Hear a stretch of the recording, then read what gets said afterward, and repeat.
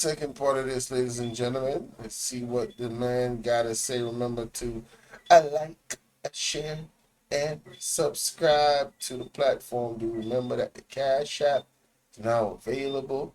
And also follow me on all platforms. The link and the name of the Cash App is being dropped by Nightbot. It's pinned at the top of the comment section and it's in the description. Also, the PayPal is there as well. The link and the name is there. All right, Cash App is DH, well, money sign, of course, DH7220. Peachin is the name, right, on it, on the Cash App. And, yeah, PayPal is BOLO876J. All right, let's get it. Thank you very much, Minister Young. Some of the serious crimes that we've had to deal with and to face in this country involve home invasions, extortion, demanding money with menaces, threats to one's life, one's family life, threatening arson on businesses. Why do you think it is that women over the age of 40 struggle more? Perimenopausal women are dismissed. Kidnappings, particularly kidnappings for ransom, and of course murders, woundings, and shootings. You know what? Trinidad and Tobago should have been on the state of emergency. Say what now? Kidnapping? Holding for ransom? Oh yeah, that's some high, different levels of crime. Lord have mercy. Y'all should have been calling the Coast Guard. I'm talking about, man. Hey. Yo. What? Y'all should have been called for backup, man. That's crazy, bro. And I highlight this to demonstrate for those who wrongly believe that the government is not equally or more concerned than every one of us about what is happening in Trinidad and Tobago. Speaking to the national community on behalf of his government, the Prime Minister recently published a statement just a couple days ago. In that statement, he said, and I quote, "The unacceptable high level of violent crime in the country has attracted the consistent attention and not inconsiderable resources of the state. There is much more to be done in very many areas. It was my hope and genuine expectation that the ongoing national effort against violent crime, particularly murders and other violent assaults, would have seen a reduction in the number as we go forward." As much, he went on to say, as much as the police has done, they are required to do much more if the stated objectives are to be attained. The government will continue to provide full support to the police and other agencies and encourages all stakeholders from the home to the courthouse to provide no safe harbor and comfort to the criminal element. I wonder if them people have tried God yet. I wonder if Trinidad and Tobago has tried God. Where are the remnants in Trinidad and Tobago? Where's the women and men of God? They got it. They must have been warning. They must have been warning for a long time before this came to this. Which believes that it can plan, execute, and terrorize this nation with impunity. And we have all seen crimes perpetrated with impunity. No mask, no attempt to hide, high daylight, in very public places, impunity. He went on to say, in part, "We call on households of interest to get involved in doing more to increase the safety and security we also desperately need. Special appeals, I make some special appeals. If I make special appeals, they are to the police, that they make the criminals uncomfortable with penetrating methods. To those who know and are doing or saying nothing, stop normalizing criminal conduct in your social life. And to those who share the proceeds of the violent criminal conduct, stop encouraging or shielding your family members and friends who are encouraging criminal conduct. The statement continues. Wow. The government does not believe that we are a nation that cannot get the upper hand on criminal conduct, which has evolved to becoming a major public health issue at this time. But we will all need to do more and even do differently if we are to keep violent criminal conduct where it belongs. I quoted from this statement to demonstrate a couple things. One, that the government, through the lips of the Prime Minister, remains severely, deeply concerned about the circumstances facing you, the people of Trinidad and Tobago. But I also highlight this to reinforce his appreciation of the fact, because it was the Prime Minister who led a regional consultation at the Hyatt in 2023 in the month of April, I think the 17th of April and the 18th, where we identified not just Trinidad and Tobago, but the region, violence and crime as a public health concern.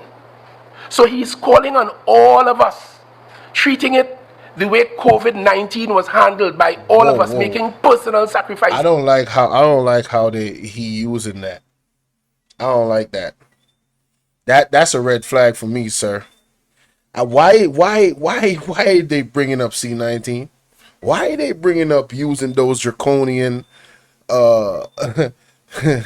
so basically y'all saying that y'all are a failed state, that you don't have the strategy, you don't have the personnel, you don't have the brains, you don't have nothing to fight the criminals are outdoing you in Trinidad and Tobago.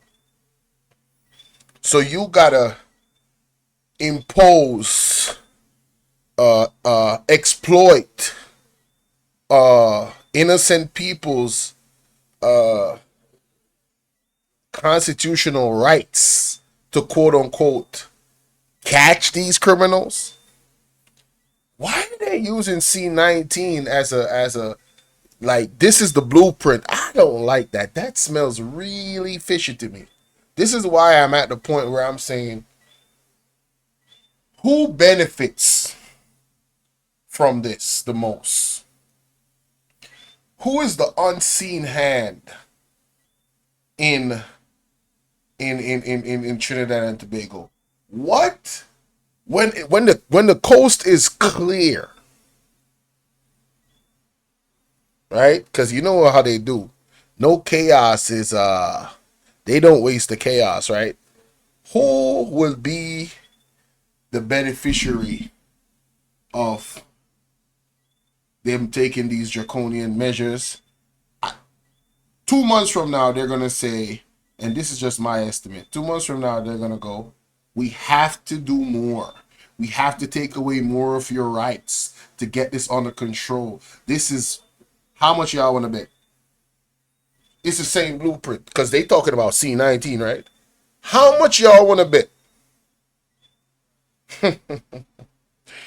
Man, oh man, boy. 2025, boy. Man. Ooh, constant prayer, baby. Constant prayer. God is the only answer. Yeah, let's go. Turn up on the donations. Thank you for the love, gentle people. Let's get it. Turn me up. Turn it up. Timo TV tip $10. Salute my brother. Watchin' from work. Full score flex biceps medium dark skin tone. Hey, salute to Timo in the building, the broski coming through with the donation. Yeah, ladies and gentlemen, when you use the anonymous link, that's how your donation is read out. You heard? So yeah, y'all should try it. It's cool. It's cool. Shout out to my brother Timo in the building. Thank you for the 10, my brother. I really appreciate your support of the platform. As always, let's continue. Doing things to deal with this matter. It is not about Dino Brega alone, or Muhammad alone, or Hines alone. It is about all of us. And I heard by seeing it the way COVID-19, so violence and crime as a public health concern. So he's calling on all of us, treating it the way COVID-19 was handled by all of us, making personal sacrifices, doing things to deal with this matter. It is not about Dino Brega alone, or Muhammad alone, or Heinz alone. It is about all of us. And I heard, much to my pleasure, the very highly educated and spiritually attuned Archbishop Jason Gordon. We need to research who this bishop is. Who? What bishop? Or Heinz alone. It is about all of us. And I heard, much to my pleasure, the very highly educated and spiritually attuned Archbishop Jason Gordon. Jason Gordon. I'm going to look him up. Gotta go ask the pastor about this Jason Gordon person. Jason Gordon? Is it Trinidad? Yeah, I should put Jason Gordon Trinidad. Let me look him up.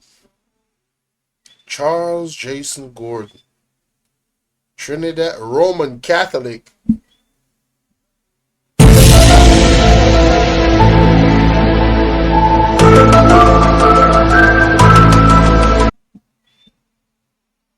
Stop the cap. Stop the cap right now. Stop the cap. No bullshit, bro.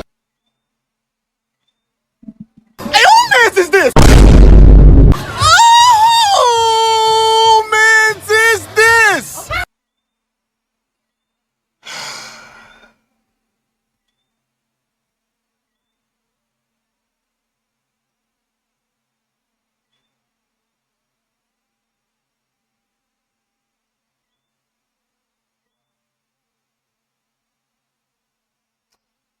All right, let me just do some.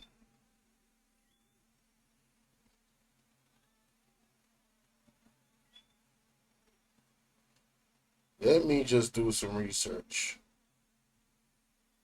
Can I find a video of this dude? All right, let's go to his Instagram.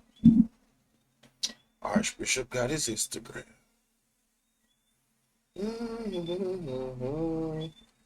Pope. Okay. This dude is definitely connected. He linked with the Pope. Yeah. Hey. He got a lot of pictures with the Pope. Wow. Wow.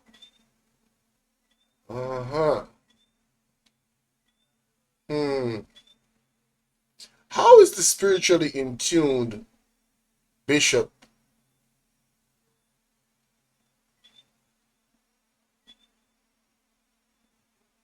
like this is happening in a place where he is?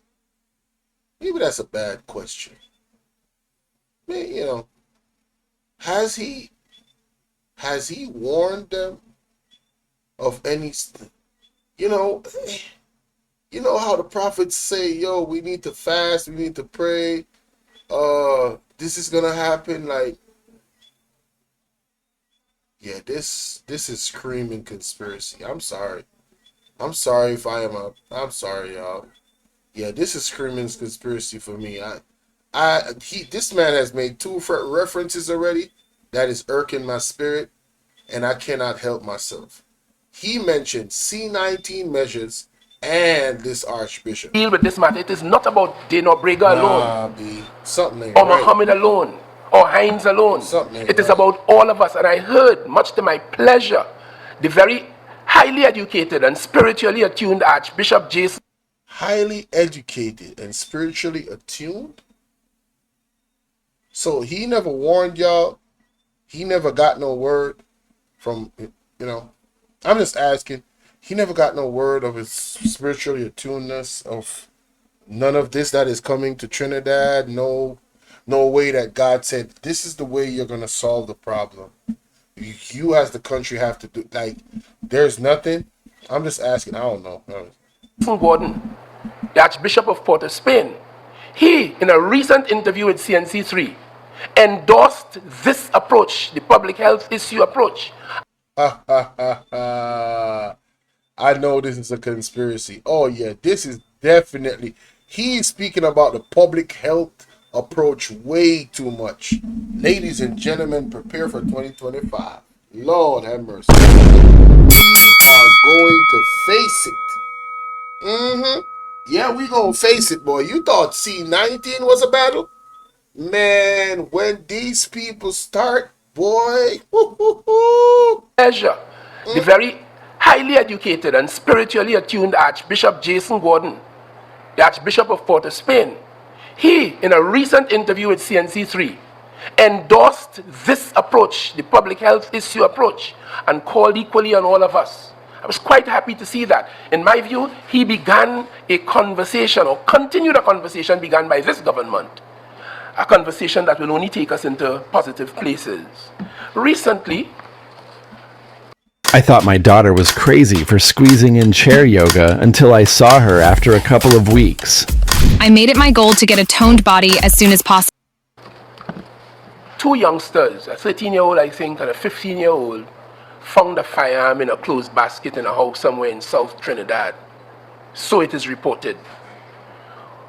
One of them lost his life, a 15-year-old. On that occasion, the police was able to recover the firearm. But from the reports available to me, it has not yet been able to identify who would have made that firearm available for access to those youngsters. And I recall several years ago in the Mova district, one New Year's night, someone on top of the roof of his house discharged the firearm down through the roof, accidentally perhaps, most likely, and the life of a 4-year-old was lost. I don't think the police ever recovered that firearm, nor was able to identify from that household who the perpetrator was. So the Prime Minister's words here are very apposite. Minister Young touched on it. So I want to elucidate just a little more about the communication that we would have received from the Trinidad and Tobago Police Service, which highlighted, among other things, that on Friday, the 27th of December, last Friday, we lost 2 lives. One gang-related, another arising out of a domestic situation. On Saturday, the 28th, we lost another life, the one referred to earlier, outside of the Besson Street station, gang-related. And then on Sunday, you would have heard, to take the figure to 9, 5 persons in the Port of Spain area outside in Prisgalands, all of which are gang-related based on the police's classification as the problem. You know, the reason why Jamaica can't do this, or they won't do it, let me tell you, 2 things. I don't know if they're going to try it in 2025. For the government of Jamaica to have a curfew, like a state of emergency all around, I think it's going to hurt them in the election. I think it's going to hurt them. So, you know, I don't think they're trying to do that. They already is in a bad space with the people, especially this Christmas. Like, all the, man, listen. And Jamaica in a really, really unique spot right now, man. It is. Jamaica, to me, is a walking time bomb, unfortunately waiting to explode. And that's on every level, spiritually, physically, and mentally. Yeah, Jamaica is a ticking time bomb. You, man, stuff could, man, what? Probable causes. What? And then one in the Eastern Division, the motive is thus far currently unknown. So this escalation over the last 48 hours follows 15 homicides during the 4 days that preceded it, from Monday the 23rd of December 2024 to Thursday the 26th of December 2024. You would have heard from Minister Young the challenges that they explained to us in terms of reprisals and what have you, and the police are interpreting all of this as a virtual outbreak of gang violence affecting and traumatizing the entire society. We get feedback from the public through the media and directly very often, and from all the agencies, about the trauma, the fear that the society has been put in. Let me share with you some of the broader statistics year to date. Well, as at the 26th of December 2024, this is what I have. 551 incidents, murders, but 614 victims. So of the 551 incidents, 614 people would have died, 93 of which were incidents with more than one victim. In particular, for that period, there were 33 double homicides, 8 triple homicides, 4 quadruple homicides, and 1 quintuple homicide. As Minister Young would have explained and you would have understood, a lot having to do with the type of weapon and the type of ammunition that is in the theater of these conflicts. A lot of it intergang, having nothing to do with you and me, but we are traumatized by it as a society, and in many cases we are innocent bystander victims to it. And with all of the international implications about the state and all of the commentary, quite a serious state of affairs. Woundings and shootings, quite in addition to the murders I've just highlighted to you. So far, 616 incidents of woundings and shootings, meaning where the person, the victim, is shot, but fortunately did not die. And those 616 incidents of wounding and shootings accounted for 713 victims. There's no doubt in my mind that we are dealing with an epidemic. And this is why we're treating this as a public health concern, as I explained earlier.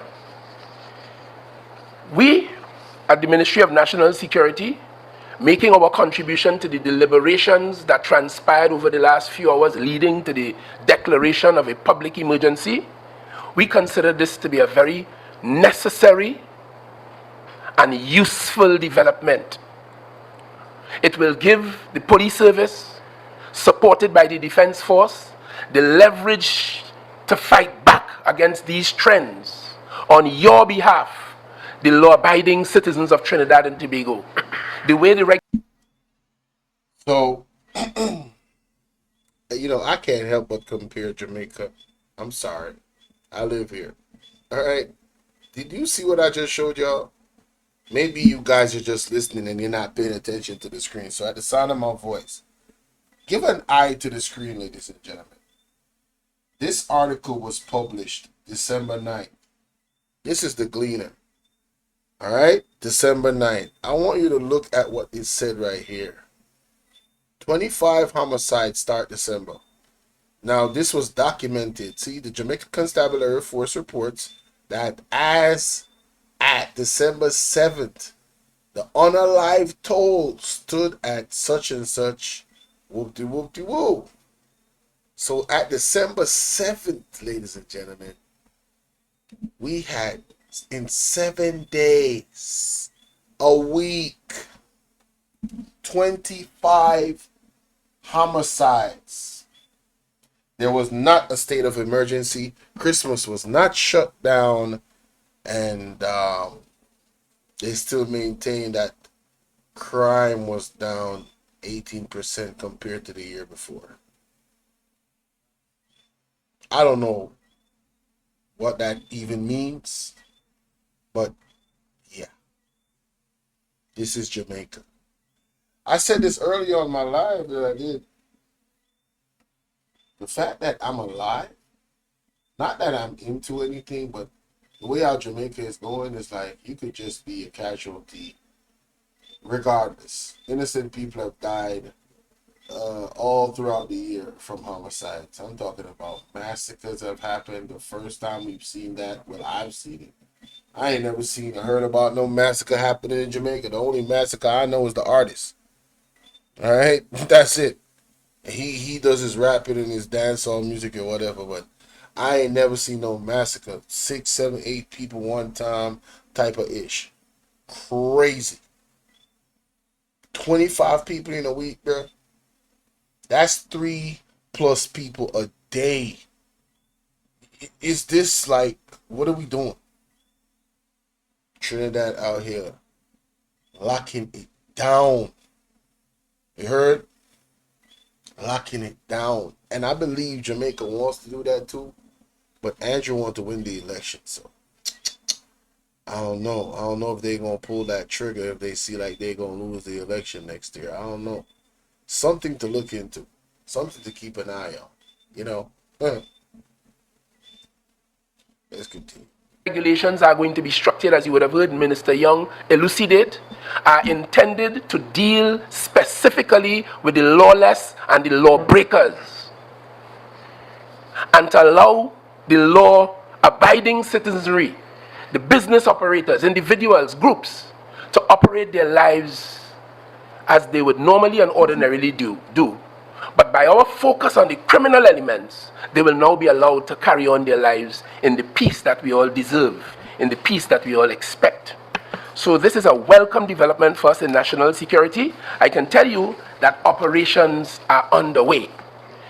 I am aware, out of those operations, that persons who are known to the police and the focus of police attention are being engaged by the police and the defense force, all as we have indicated, in the protection and to create safety and security for the people of Trinidad and Tobago. The gangs are a major part of this. So I want to share with you, very briefly, the probable cause statistics as are available to me from the Trinidad and Tobago Police Service. Domestic incidents, 32. Robbery, this is of the murders so far, 60. Revenge, 55. Drug, 84. Altercations, unknown, 29, and other 8, meaning the police understand those 8 that have come out of a need, sometimes in family situations, for financial and property gain. But gangs accounted for 263 of them. Do this until February 1st. On January 1st, we're starting a 4-week chair workout challenge for beginners over 50. Here's a personalized plan of 263 of them. So, as a result, we consider that this declaration of a public emergency is to confront the criminals and to allow law enforcement easier access than ordinary to them in light of the crises that they have presented to this country. So, ladies and gentlemen, those things said, we are now available for any questions that you, the members of the media, would have and pose on behalf. All right. Before they go into the questions, I want to share my screen, cap off what this man has said to us. I wanted to make sure I had the evidence. All right, so what does this caption say, ladies and gentlemen? Jamaica recorded 54 homicides in the first 2 weeks of December, with 25 in the first week and 29 in the second week. All right, after 50 weeks in 2024, an average of 22 homicides were committed weekly, and it gets better. You know what they said in the report? Do you know what these people had the audacity to say in a report? They had the audacity to say that Jamaica is statistically, compared to last year, we're going down. Like, I don't know about y'all, but when I see 22 homicides a week, I couldn't come out of my face to say that we're having a decrease in homicides. 22 a week, that is still 3 persons a day. We are not fighting a war in Iraq. And we have 22 people. And guess what, ladies and gentlemen? I personally and others in this country do not believe that those stats are accurate. A lot of us believe that those stats are lies that has been told to us. That is what is really, really scary. We literally, listen, there's people out there that is doing their own statistics. There is homicides and that have not come on the news ever. And we are wondering, have these been documented? Have they been putting these numbers into here and there since the year has started? Trust me, everything is gonna come. Everything gonna come to light. But as it's presently, we don't believe them. We don't. No well-thinking Jamaican believes those statistics that they're telling us. We don't feel it here. But Trinidad has a state of emergency, though. Let me tell you, man. Let me know what y'all think in the comment section, man. This is very interesting.